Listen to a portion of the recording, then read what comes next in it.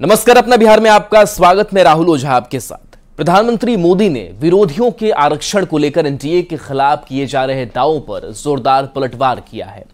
पटना के बिक्रम में चुनावी रैली को संबोधित करते हुए पीएम ने साफ किया कि इंडी गठबंधन के नेता अपने स्वार्थ के लिए पिछड़ों, दलितों के आरक्षण का हक मारकर मुसलमानों को गलत तरीके से रिजर्वेशन का फायदा पहुंचा रहे हैं।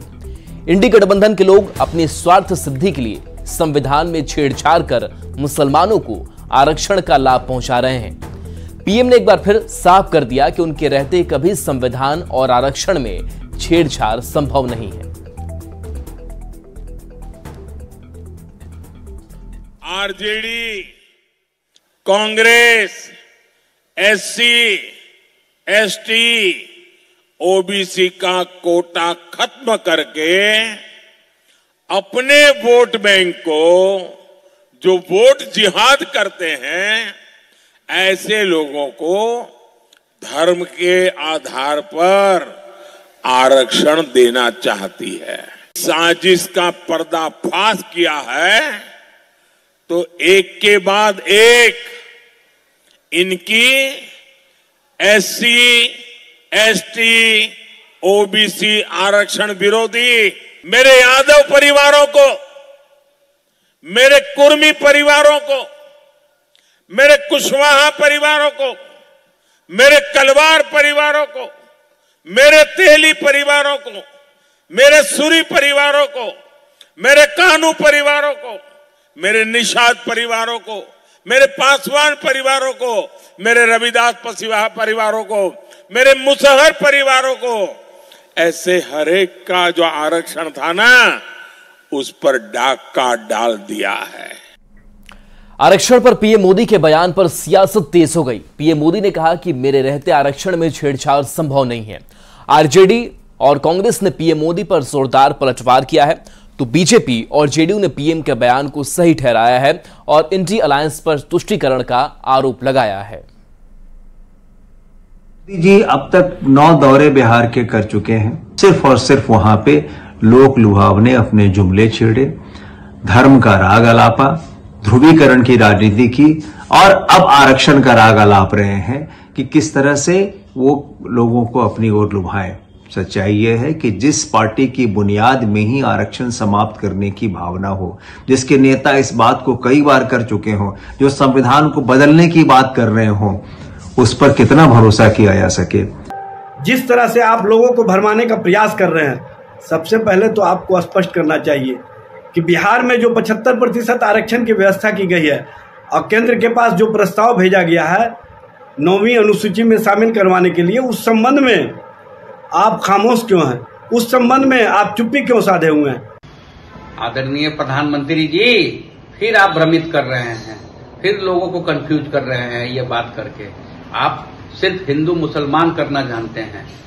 मैं पूछना चाहता हूं आदरणीय प्रधानमंत्री जी से, क्या हुआ वो चिट्ठी जो आदरणीय मुख्यमंत्री नीतीश कुमार जी ने निषाद आरक्षण के लिए अनुशंसा करके भेजा था?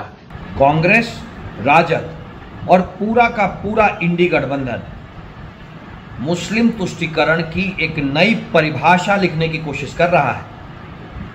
कांग्रेस और राजद जैसे दलों का कहना है कि इस देश में मुसलमानों के लिए अलग आरक्षण होना चाहिए, यानी धर्म के नाम पे आरक्षण देने की बात ये कर रहे हैं। और इस तुष्टीकरण की नई परिभाषा के तहत वो इस देश में पिछड़ों, अति पिछड़ों, दलितों और गरीबों का हक मारने की कोशिश कर रहे हैं।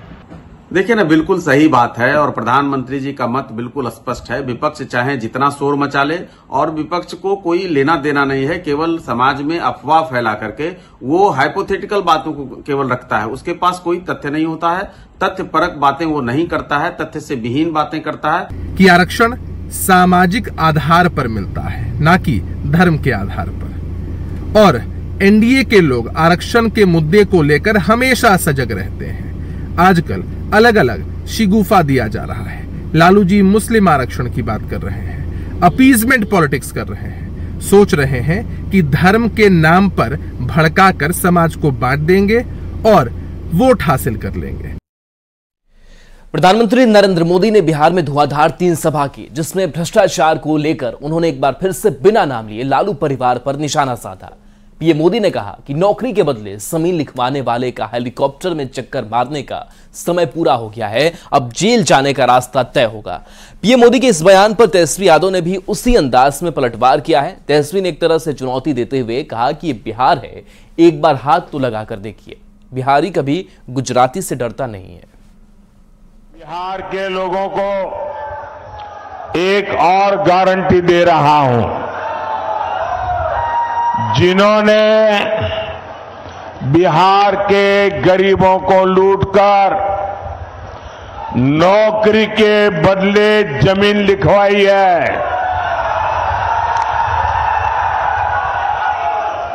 कान खोल के सुन लो, उनका भी जेल जाने का काउंटडाउन शुरू हो चुका है।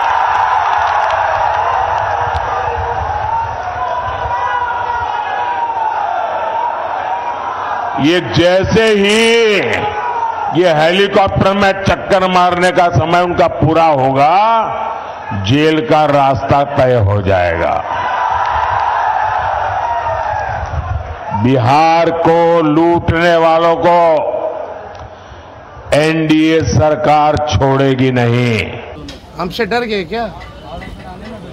और प्रधानमंत्री जी हार रहे हैं तो इस तरह का बयान दे रहे हैं।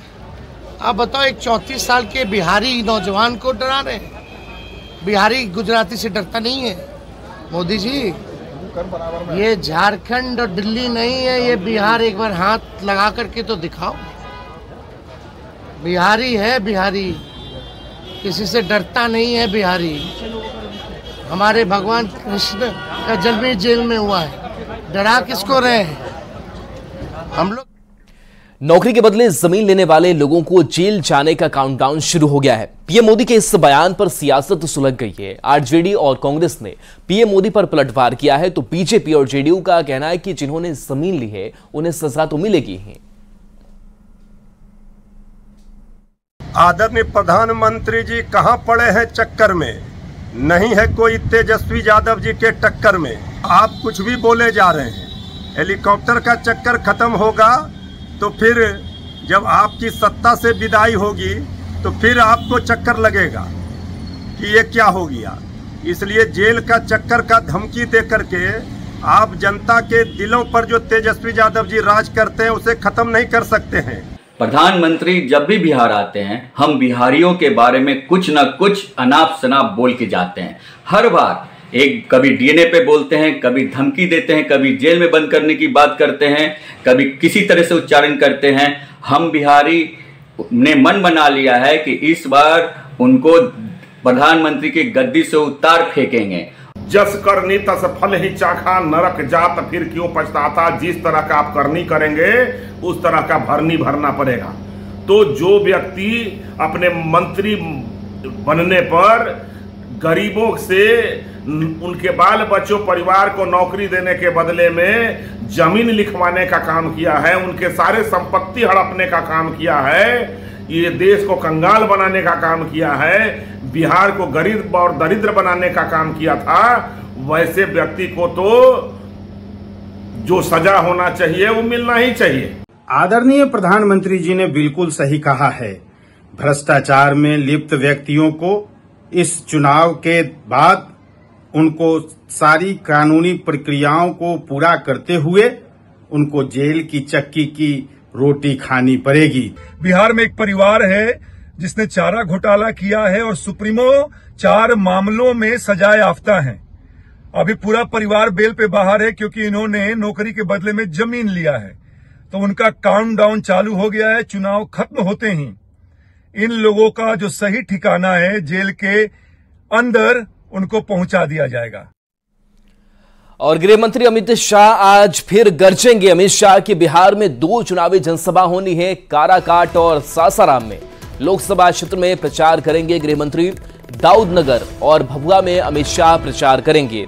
तो काराकाट में उपेंद्र कुशवाहा के लिए वोट मांगेंगे, तो सासाराम में शिवेश राम के लिए वोट मांगते नजर आएंगे।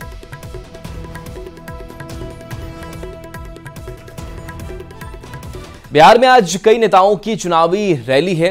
बीजेपी के राष्ट्रीय अध्यक्ष जेपी नड्डा आज बिहार में कई रैलियों को संबोधित करेंगे। तो बिहार में बीजेपी अध्यक्ष की चुनावी जनसभा होनी है। आरा, जहानाबाद, नालंदा में जेपी नड्डा की रैली होने वाली है। उसके बाद बात करें तो जेपी नड्डा के साथ बिहार बीजेपी के प्रदेश अध्यक्ष सम्राट चौधरी भी मौजूद रहेंगे। आरा, जहानाबाद, नालंदा में सम्राट चौधरी की सभा होनी है। वहीं अगर नजर डालें गृह मंत्री अमित शाह के शेड्यूल पर, तो आज काराकाट और सासाराम में चुनावी सभा करेंगे। काराकाट में उपेंद्र कुशवाहा के लिए वोट मांगेंगे। सासाराम में बीजेपी उम्मीदवार शिवेश राम के लिए वोट मांगेंगे। वहीं तेजस्वी यादव की अगर बात करें तो तेजस्वी यादव आज कहां जाने वाले हैं, तो वो भी अपडेट। अरवल में तेजस्वी यादव की जनसभा होगी और इंडिया अलायंस के उम्मीदवार के लिए वोट की अपील करेंगे। वैशाली के पारू में एनडीए उम्मीदवार वीणा देवी पर असामाजिक तत्वों ने हमला किया है, जिसका वीडियो सामने आया है। वीणा देवी ने प्रशासन से लिखित शिकायत दर्ज कराई है। वीणा देवी का कहना है कि जब वो बूथ संख्या 88 पर पहुंची तो कुछ असामाजिक तत्वों और आरजेडी के कार्यकर्ताओं ने उन पर हमला कर दिया। दो युवक ने पिस्टल दिखाकर जान से मारने की धमकी दी। किसी तरह वो जान बचाकर वहां से भागी। मैं वहां से जा रही थी, सरमसपुर गांव से चिंतावनपुर होते हुए डुमरी बूथ पर जाना था। चिंतावनपुर जैसी बांध पर चढ़े हैं, कुछ आगे देखे कि बहुत संख्या में लोग था, तो मुझे लगा कि वहाँ बूथ है, अब बूथ पर लोग होगा। तो हम बढ़े, तब तक क्या किया, मेरे गाड़ी के आगे एक के बेर 200-400 आदमी भीड़ हो गया। मुन्ना शुक्ला जिंदाबाद और तेजस्वी यादव जिंदाबाद करने लगा। तभी हम नहीं समझे, अपन नारा लगा रहे हैं, हम जा रहे थे, वो मेरे गाड़ी के आगे सारे चले आए। हरा रंग के गमछा ओढ़ने, सभी लोग आया, अपन पिस्टल रख ले था। और वीडियो भी मेरे गाड़ी के बना रहा था वो लोग। उसके बाद हरियर गमछा में उसको फिर लपट लिया, हमको इशारा दिखाया, लपट के हल्ला करने लगा। तो मेरे साथ जो गार्ड था वो उसमें से एगो उतरा, उसको समझाने लगा। फिर कुछ लोग आए जो बुजुर्ग है, तो हम लोग कैसे कैसे करके गाड़ी निकाल के डुमरी चले गए। जब डुमरी गए तो वहां से हम फोन किए हैं डीएसपी साहब के, फिर थाना को फोन किए, थाना आए हैं, तब हमको निकाल के ले गए हैं, तब हम बूथ पर गए थे। तेजस्वी यादव ने पीएम मोदी पर निशाना साधते हुए कहा कि जैसे जैसे चुनाव नजदीक आ रहा है, पीएम मोदी की भाषा बेकार होती जा रही है, जो उनके समर्थक को भी पसंद नहीं आ रही। साथ ही पीएम पर संविधान की बेसिक ज्ञान नहीं होने का आरोप लगा दिया। प्रधानमंत्री के जो समर्थक हैं उनको भी उनकी भाषा पसंद नहीं आ रही। ये बिहार है, लोकतंत्र की जननी है, इनको काम की बात करनी चाहिए। और प्रधानमंत्री को हम सच बोले छोटे हैं, लेकिन संविधान का बेसिक ज्ञान भी नहीं है। ये लगातार कह रहे कि आरक्षण खत्म करेंगे। और चलिए ब्रेक का वक्त हो चला है, जल्द वापस आते हैं।